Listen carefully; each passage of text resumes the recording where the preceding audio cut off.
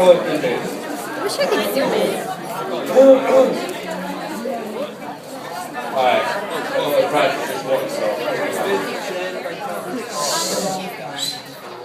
Allow myself to introduce myself. I am Michael Masto, and I have the distinct honor of representing John Warwick on this the day he decided to end his ability to interact with other females.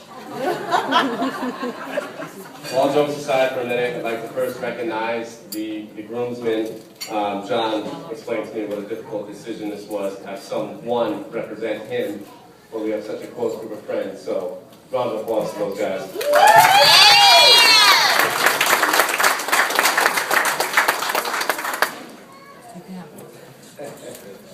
Now to begin, Johnny asked me to be his best man, and I was elated with excitement. I wrote this speech about an hour after he asked me to be the best man. And after 3,000 or 4,000 edits, I think I finally got it right. But as my first memory of Johnny popped into my mind, I'm sure it's the same as everybody else's. A little basketball player that was too small, running around the court, making everybody look silly, and everybody always saying, man, if Johnny was only a couple inches taller, or only if he could just be a little bit faster. But certainly what he lacked for in stature, he made up in some other place that was much larger.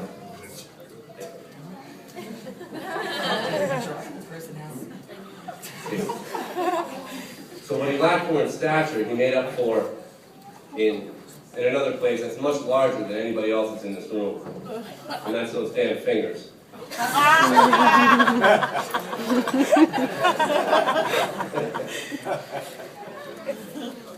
John, what I really meant to say was, is that your heart? And you would do anything for anybody in this room. And that's a trait that he took from his mother Teresa and his father John. And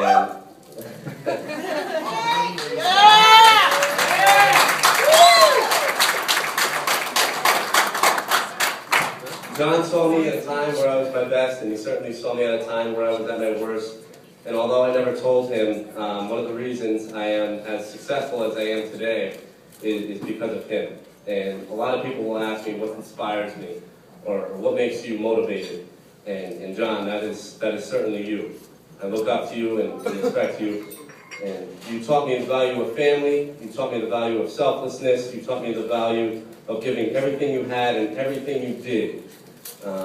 John, you taught me the value of trust when I thought there was no one I could trust. The trust you instilled in me has cemented in the hearts of everybody in this room, and certainly in the heart of Eugene. John and I have been inseparable for about 6 years. Have I?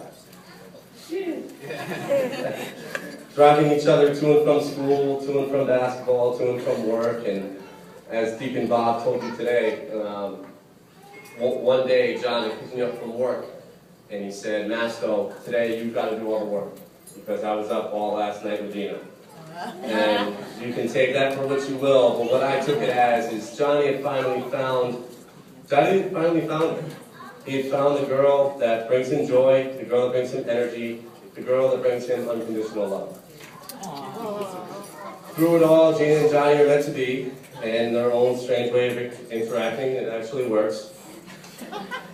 So in the spirit of the Dallas Cowboys, of all of it stopping after the turnstile, the countless viewings of Anchorman, for all the games that were the shirts against the blouses, for the times I needed you at 3 a.m. to be my wingman, for Mother Teresa's popcorn and Big John's balls, for the countless Madden tournaments, for all the failed lead tests, for the one time we went downtown, for all the jackpot party poker can jam games, because today was a nice day for a white wedding, for Jonathan W., Abraham Lincoln Christopher, because your dad got married, Warwick, for 3, 4, 10, 12, and for all our other inside jokes. I think I speak for all of us when I say, there is nothing more valuable than a true friend. They remind you of who you are, they remind you of who you were, who you are now, and who you are going to be. John, who you were is an outstanding student-athlete that can make anyone smile.